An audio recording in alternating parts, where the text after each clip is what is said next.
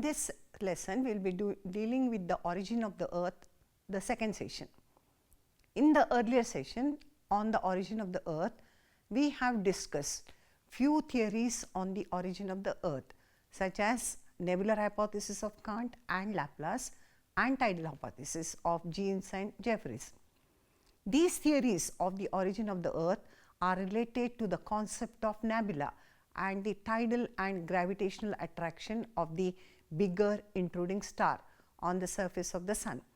In this session, we are going to deal with some more theories of the origin of the earth, which either related to biparental origin or one which are related to more than two stars or heavenly bodies in the origin of the earth.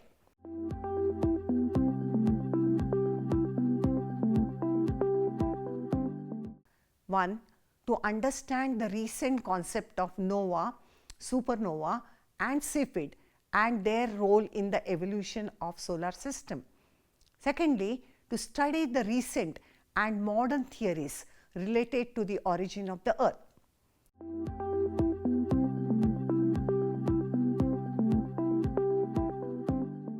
In 1939, the British astronomer Hoyle put forth a hypothesis according to which the planets of the solar system have originated from the explosion of supernova.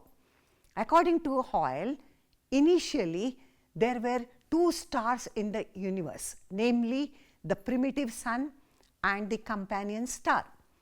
The companion star was of giant size. The primitive sun and the companion star together constituted the binary system.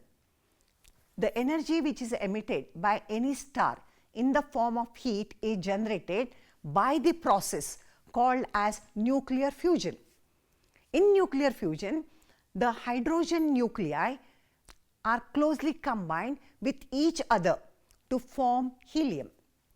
With the passage of time, all the hydrogen nuclei of the companion star were consumed in the process of nuclear reaction and it violently exploded.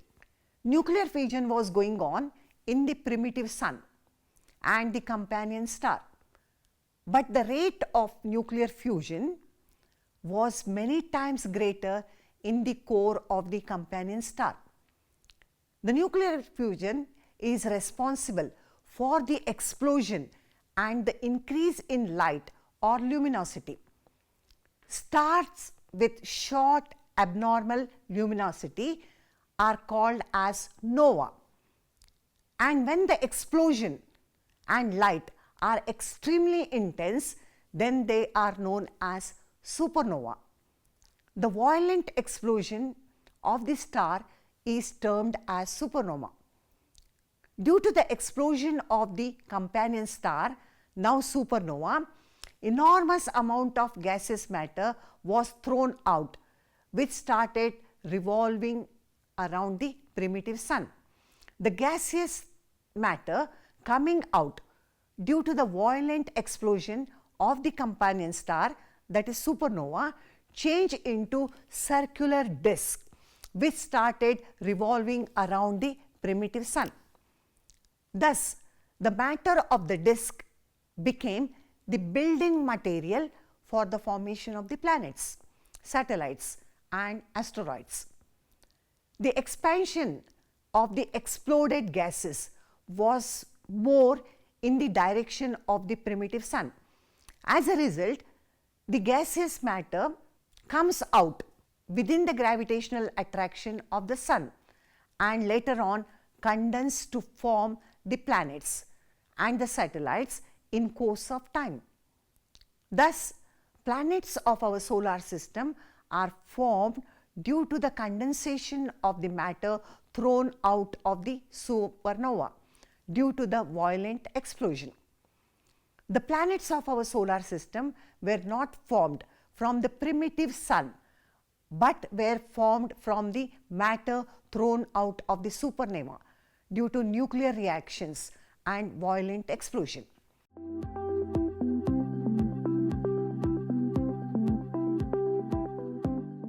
This theory fails to explain peculiar arrangement of the planets on the basis of their size, similar direction of the rotation, as well as the plane of revolution and the path of the planets. Planetesimal hypothesis of Chamberlain and Moulton. This hypothesis tries to explain not only the origin of the Earth but also the atmosphere and the hydrosphere, that is oceans.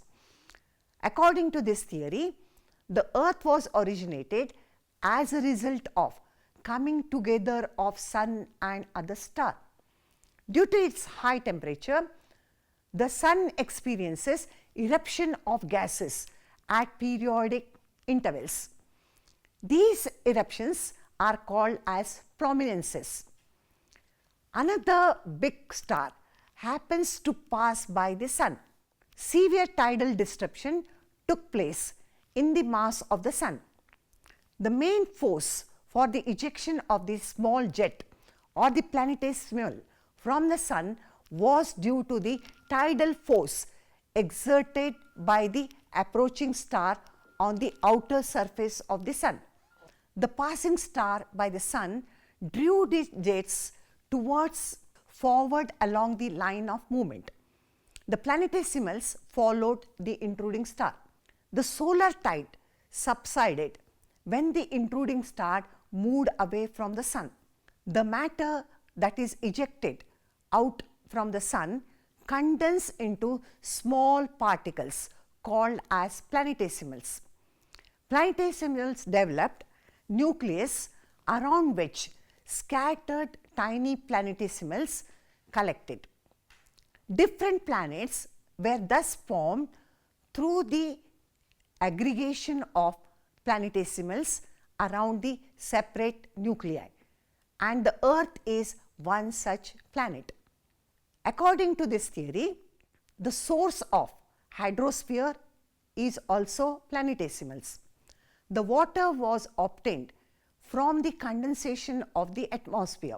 Water vapor started collecting in the depressions, which ultimately formed oceans.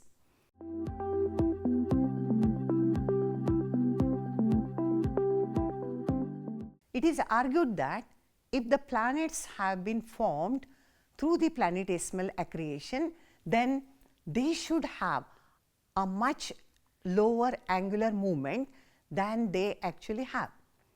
The process of origin of the atmosphere, as suggested by this hypothesis, is also not acceptable.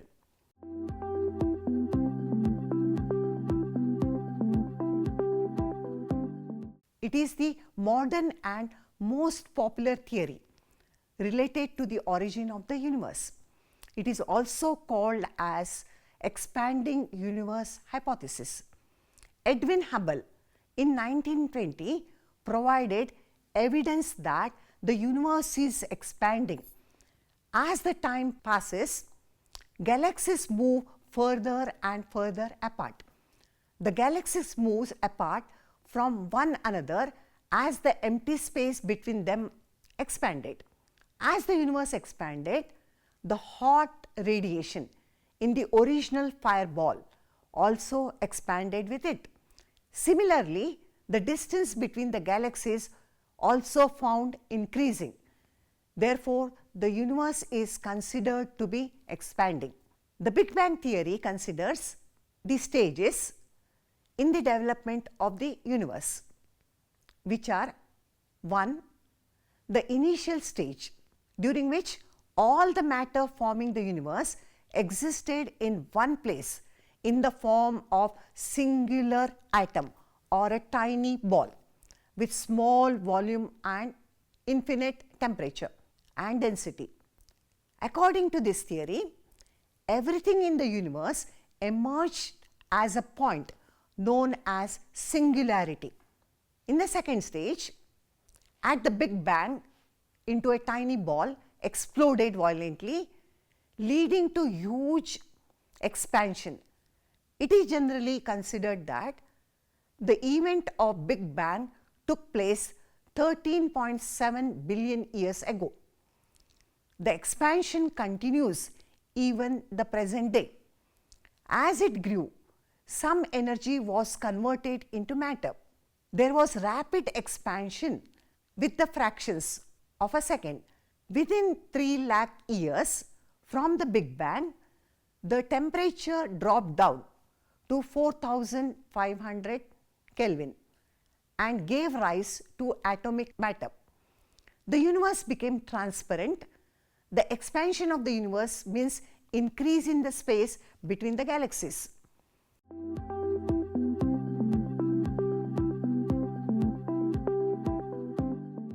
H.N. Russell, an American astronomer, propounded his binary star hypothesis in the year 1937 to remove the shortcomings of tidal hypothesis. According to Russell, the planets have not been born from the Sun. He suggested that there was another companion star of the Sun, and the two together formed a twin star, a third star. Russell is of the opinion that there were two stars near the primitive Sun in the universe. In the beginning, the companion star was revolving around the primitive Sun. Later on, a giant star or the third star named as approaching star came nearer to the companion star. The direction of the revolution of the approaching star was opposite to the direction to that of the companion star. The approaching star might have been at a far greater distance from the primitive Sun. Thus, there would have been no effect of tidal force on the primitive Sun, but large amount of matter of the companion star was attracted towards the giant approaching star because of the massive tidal force or gravitational pull.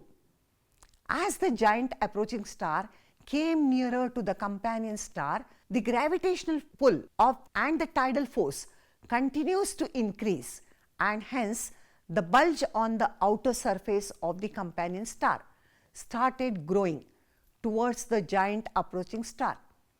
When the giant approaching star came nearer to the companion star, large amount of matter ejected from the companion star due to maximum gravitational force exerted by the giant approaching star. The ejected matter started revolving in the direction of the giant approaching star and thus opposite to the direction of the revolution of the companion star. Later on, planets formed from the ejected matter. In the beginning, the planets might have been nearer to each other.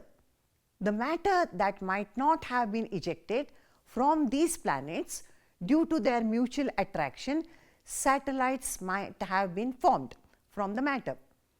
Thus, this theory believes that planets are not born from the Sun. The third star, that is the approaching star, was too far from the Sun to have an impact on the latter.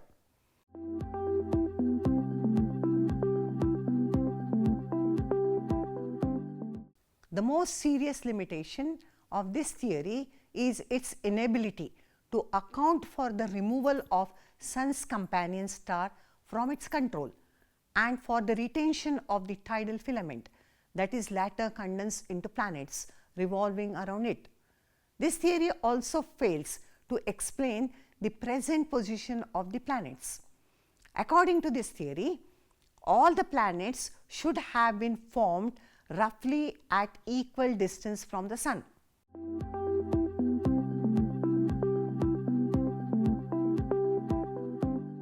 According to him, the Earth and the solar system formed from the gas and dust particles and the dust cloud, which is referred to as dark matter. He assumes that the origin of the gaseous cloud and the dust particles might have been formed from the matter coming out of the stars and meteors. The Sun during the galactic revolution captured the dark matter of the universe. The dark matter of gaseous matter, dust particles, had their own angular movement. The dark matter after being attracted by the Sun during its galactic revolution, started revolving around the primitive rotating Sun. These dark matter were called as interstellar dust. In the beginning, the gaseous cloud and the dust particles were not well arranged and stabilized, and hence these were revolving around the Sun separately. Gases being less in volume were more destabilized and less systematically arranged. The dust particles, after being combined and condensed, were changed into a flat disk, which later started revolving around the Sun. The flat disk of the captured dark matter started revolving around the Sun under the combined impact of three types of motions. The first one, the rotational motion of the Sun itself. The second one, the gravitational force exerted by the Sun on the disk of the dark matter. The angular movement of the dark matter of the disk. Thus, under the impact of these three types of motions, each and every particle of the dark matter of the universe started redistributing itself on the basis of mass, density and dimension. Particles having larger amount of centrifugal force were thrown out on the margins of the rotating disk or dark matter. Around the Sun, while the particles having small amount of centrifugal force were attracted towards the band of disk nearer to the Sun. The intense heat of the Sun dispersed the gaseous particles towards the margin of the disk. The intense heat also formed heavy particles which remained in the inner bands of the disk. Collision among the dust particles started the process of aggregation and accretion around the bigger particles, which becomes the embryo of the future planets. But the gas particles could not condense and they could not be organized due to their continued motion. With the passage of time, these embryos captured more and more matter and thus grew in size to become asteroids. The asteroids were still inside the disk, were revolving in the revolutionary direction of the disk. These asteroids further grew in size due to continuous accretion by nearby matter around them, and thus they became planets. Some of the matter still remained in the disk after the formation of the planets. These matters were condensed to form satellites of the planets. Since the lighter matter were pushed towards the margin of the disk and heavier matter were pushed towards the inner band of the disk, the planets formed in the inner bands of the disk were also of higher density than the planets of the outer band of the disk.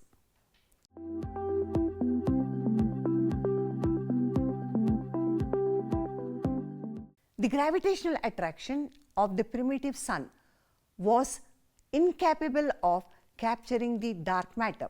Meteorites and asteroids were formed as a result of disintegration of some planets, and not that the planets were formed out of the meteorites and asteroids. There are no traces of the remnants of the dark matter could be discovered.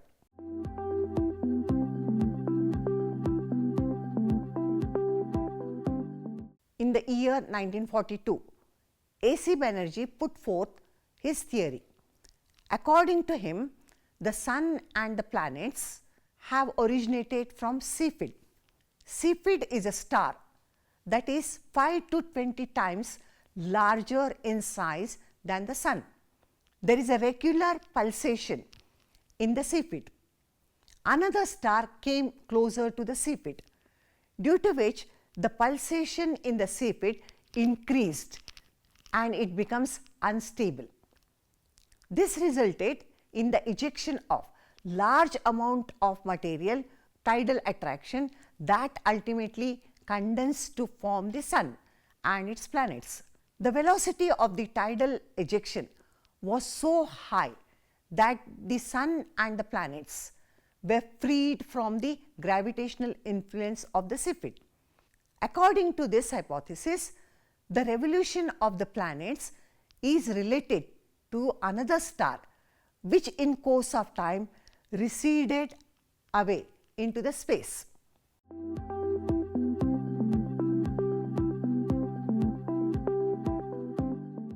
Alfvén tried to explain the origin of the planets with reference to electromagnetism.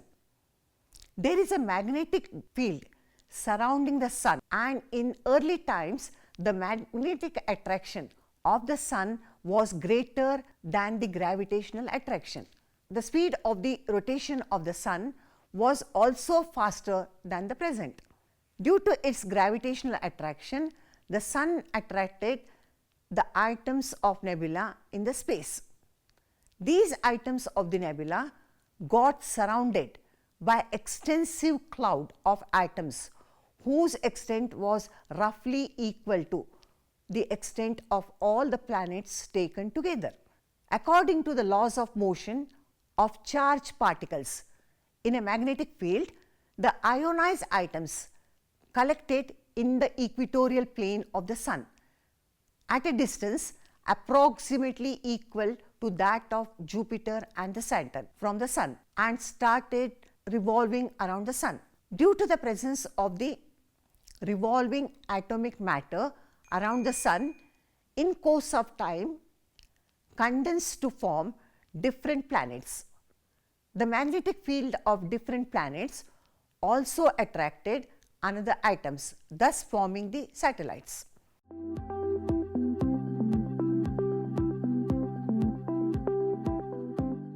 Gerold-Kuiper, an American astronomer, suggested modification in the hypothesis put forth by Weizsäcker and suggested the hypothesis in 1951. He believes that condensation in the nebulous ring around the primaroidal Sun took place. In other words, the planets are older than the Sun. The primaroidal matter, the primaroidal Sun and the nebula had a similar composition consisting primarily of hydrogen and helium with low content of heavier elements amounting to not more than 1%. As the nebula cooled, it contracted and got divided into a number of separate clouds or protoplanets. Each planet originated as a collection of solid particles at the center, around which extended an extensive envelope of gases. The protoplanets were of different size but were bigger than the present planets. As the protoplanets contracted, the satellites were formed close to the planets through a similar process. The direction of the rotation of the original nebula was anti-clockwise, that is, the direction of the planets also. While the planets and satellites were formed, the central mass was slowly condensing and developing into a star, that is the Sun. Atomic reaction in the star generated heat in the interior part and it started radiating energy, thus becoming luminous. The remaining part of the nebula and the ejected particles were driven away into the space by solar wind of radiation. The latter gases of protoplanets were also driven away. Similarly, the heavier parts of the protoplanets assumed the form of the planets. Complete removal of the lighter gases from the planets closer to the Sun resulting in their higher density. The planets at a greater distance retained the part of these lighter gases and thus have a lower density.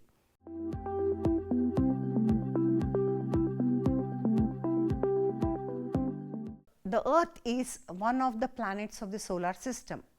From the discussion of these theories, it is observed that the Earth was formed at the same time as the Sun and other planets of the solar system.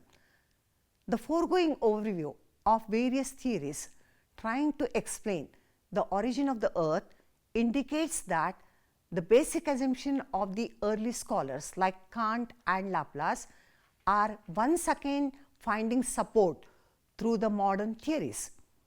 The general observation that solar system has not been formed through some special accident, but has been formed systematic contraction and condensation of a solar nebula is being accepted by the increasing number of scholars.